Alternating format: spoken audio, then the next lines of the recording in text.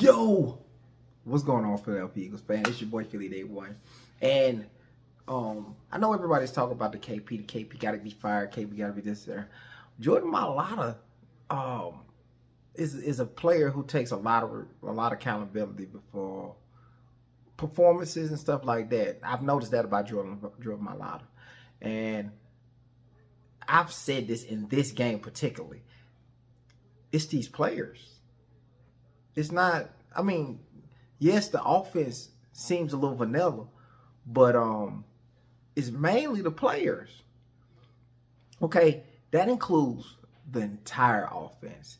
I know everybody got mad at A.J. Brown for coming out and saying the things about the offense in which he said, and he's got reason for it because the offensive line is not blocking well. Saquon Barkley is actually missing holes. Like he's like he said it, he's in a funk. Jalen Hurts is not seeing passes. I've sat there and I watched some film, and he's not seeing certain people.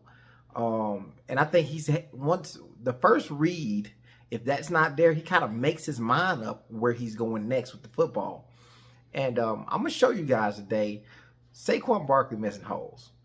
Jalen Hurts missing receivers, not throwing inaccurate passes, but just not seeing receivers at all. We do have the Saquon Barkley fumble. That's not what I want y'all to pay attention to.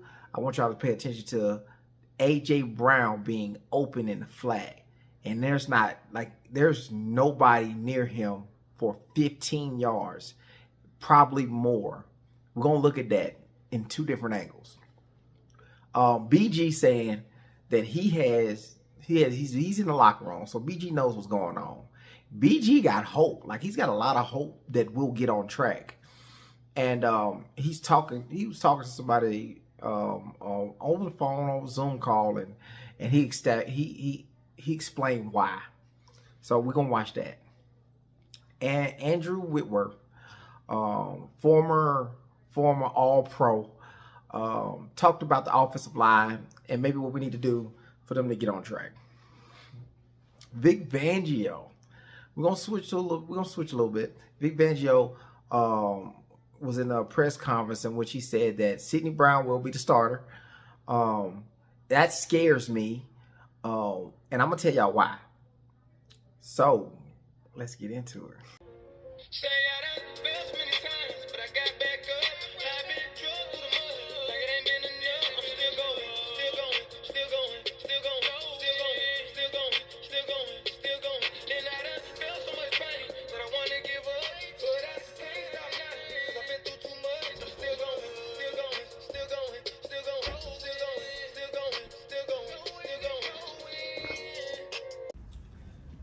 Yeah, I think he's been doing a good job in practice with the reps that he does get. He's done a good job staying in tune in the meetings and the walkthroughs, and I'm excited to see how he does. You expect to have redevelopment this one? Yes, I do. So Sidney would. Yeah, Sidney Brown being the starter here, it scares me because Sidney Brown is uncontrolled chaos. He's flying everywhere. Yes, he's athletic. That cannot be debated. He is athletic. He get anywhere he want to get. Problem is when he get there, he don't make the tackle. He had one in the flat. Sidney Brown wasn't even in the game long, but he had one in the flat where he could have stopped and it would have been a no gain, and he missed the tackle. It ended up being a 6-yard gain. So not only that, is he hurt Andrew McCouble. If you look at this play right here, he rolled up on Andrew McCouble. That Andrew McCouble out.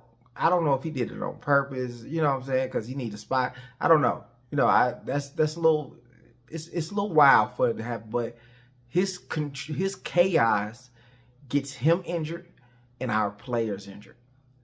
I seen last year, this is just off of the Eagles, I seen last year Detroit Lions where a guy broke his arm. He broke his arm because a teammate tried to come and help and tackle. He didn't come and wrap up. He just ran into the man's arm, and his arm broke. we don't want that here. You know what I'm saying? And Sidney Brown has shown that he's just chaos, uncontrolled chaos. You know what I'm saying? He's not making the plays in which he's in. Most times he's running up to tackle somebody. You know, they be behind the line of scrimmage. He missed a tackle. Then they get like 3-4 yards out of it. You know, it's where he's supposed to be good at. He's not, because he's not making the plays.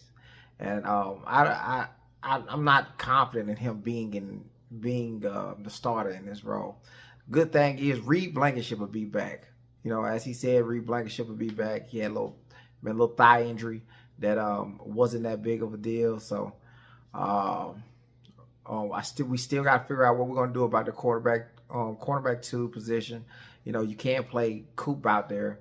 Long as ain't nobody hitting him in the face mask, I guess, you know, we ain't got nothing to worry about. But you know what I'm saying?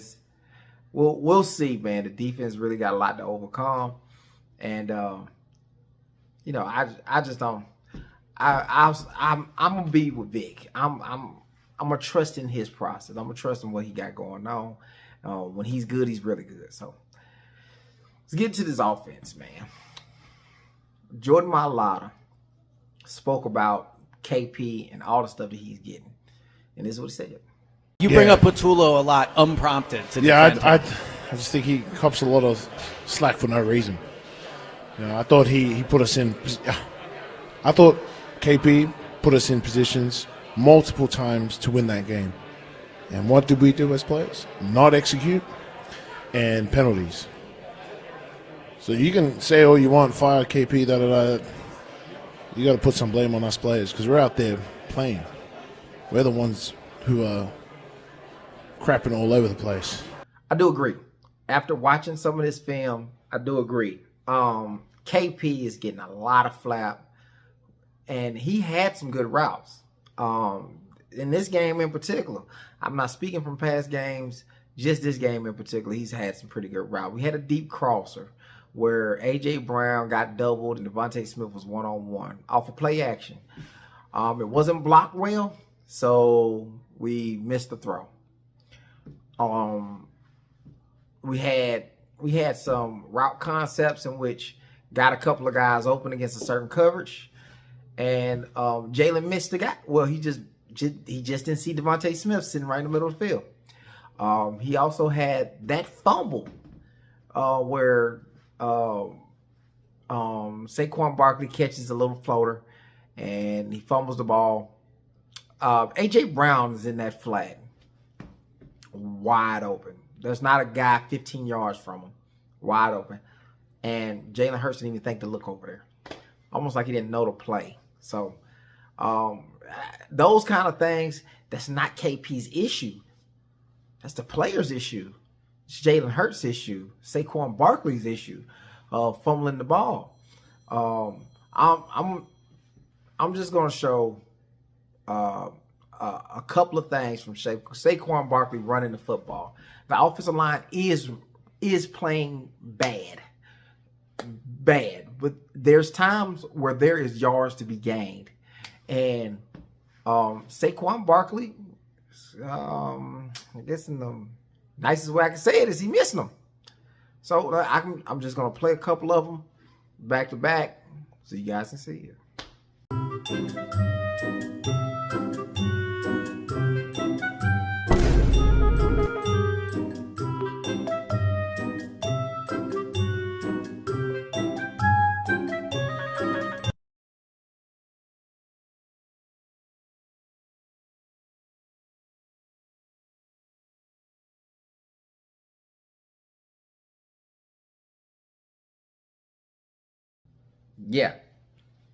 Yeah, he's just missing them. He said he's in the funk, so I understand that. We also gonna play this video right quick. I would like to ask you about Saquon Barkley and this run game because it was a season low 22. He said he's in, I don't know if the words were a funk or he's pretty demonstrative after the game. What's up with their run game? Why are they having so much trouble right now? Here's what I would say. I think that sometimes you see this in a guy who's had as much success And you think of last year, as many explosives as he had. Like, he had a lot of huge runs last season and just hasn't been able to find them this year. And sometimes those explosives don't really let us see the whole story of the run game. And so and my point to that is those can really skew the numbers on a per carry basis. And I think this year, without the explosives, one of the things that kind of seems to me, I watched a couple of clips already of even yesterday, just feels like he's searching for some of those explosives instead of just getting every yard out of every run sometimes. And so I'd love to see maybe a little more, to me as a running back. Hey, there's a couple times in a game where you get a chance where you can go in there and try and create a run if you want, but really, man, hitting the hole with speed, with violence, constantly over and over and over again, and almost wearing teams down in that way. And then you have some of those plays where, hey, if something opens up, I'll make a cut, I'll use some vision and go a different direction. I just see some runs there where I'm like, man, I know how athletic and powerful and talented he is. I'd rather see him just literally commit, hit a hole as fast and violent as he can, and get in there and get whatever yards are there. And then let's continue to just batter ram people that way, because you just see some runs where he's slowing down in the hole and trying to look for those big spaces. And I think that to me gives the defense time to react a little bit. And also they've just at times not had it. You look at some of the injuries they've had up front. So I think what you're having happen is it's just a combination of the year of like, hey, we just continue to not be able to be all on the same page. It's one guy here, one guy there. And then there's some runs where we're looking for too much instead of just getting whatever's there in this run. And so I think to me, you get in those funks in the run game, but all it takes is one game that you get those explosives. But now here we are, we're 12 weeks in, and it just hasn't happened the way they hoped to. And so I think he did say that he was in a funk. He's been in them before, so he knows how to get out of them. So I'm thinking it's just a matter of time before he figure it out, and hopefully we can win games while he figure it out. And hopefully he figure it out come the playoffs time, like before the playoffs time, he figure it out. We actually need him. So, this next thing, let's get into the Jalen Hurts talk. Jalen Hurts has just been missing wide open guys. This has been something that I've noticed from Jalen Hurts from the jump. It hasn't been something that has stopped us from being that successful until like now. Oh, I'm seeing it right now. And Jalen Hurts is just missing people. He's just missing people. There's people who are open in this scheme, and he's missing them. I'm going to play a couple of plays where he's missing them. If you look in this play in particular, he threw a swing route to Saquon Barkley. Yeah. But if you look there's Devontae Smith wide open. 6 yards, he might have a defender within 6 yards. If you can't get a football to somebody with the space of 6 yards for them to turn it up and get some yardage, like you to be iffy about that throw is crazy. Right in front of you, so you threw farther than this play right here. This next one. I get he's scrambling. I get that. But if you look at the bunch of Eagle players, it's 3 of them. The bunch of Eagle players that was in the middle of the field, somebody could have got us a catch and a run. And then they got blockers. Somebody could have got that. And he threw it out of bounds. We get nothing for it. This play of the fumble, the Saquon Barkley fumble, I'm gonna show you 2 different angles. You see it, snap. And he gives him a little soft little lob. You could have gunned that junk to AJ. AJ actually waved his hands. Look at it right here. Look at it. He wide open. It ain't a guy 20 yards from him, it looked like. Jalen has got to play better. This offensive line got to play better.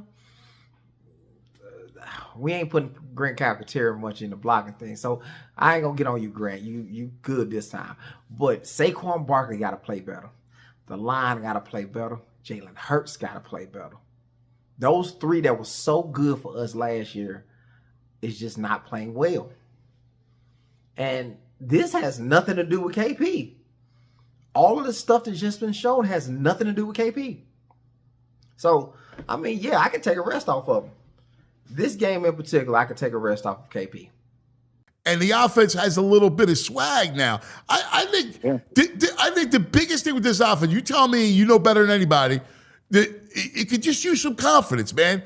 And it will. And then, get Saquon back involved where it could be a nice little balance. Because I know that's why we're trying to do it. We're trying to have a good balanced attack where you don't really know. You don't want to be predictable by just trying to, just throw the ball and all that stuff too. You want to get everybody involved because we got some dynamic players on our team.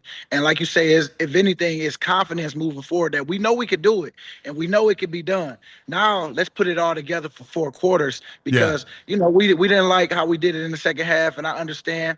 But now, if we stay together and we stay working together, because like you said, man, it's confidence. Now everybody should know. All right, y'all. How can we get this thing where we going all 4 instead of just them 1-2? But and two, I've always said, man, he's a first time caller, and he's not going nowhere until maybe next year in the middle of the year, maybe. If we're lucky in the middle of the year. If he get better, then keep him. But what we're seeing right now, if played right, we could still do something with. If what he's showing us play calling right now, we can still do something with. So, the guys got to play better. I just think the guys got to play better. So. That's all I got, man. Like, comment, subscribe, turn those post notifications on so you don't miss no video. And we out. Let's go Birds.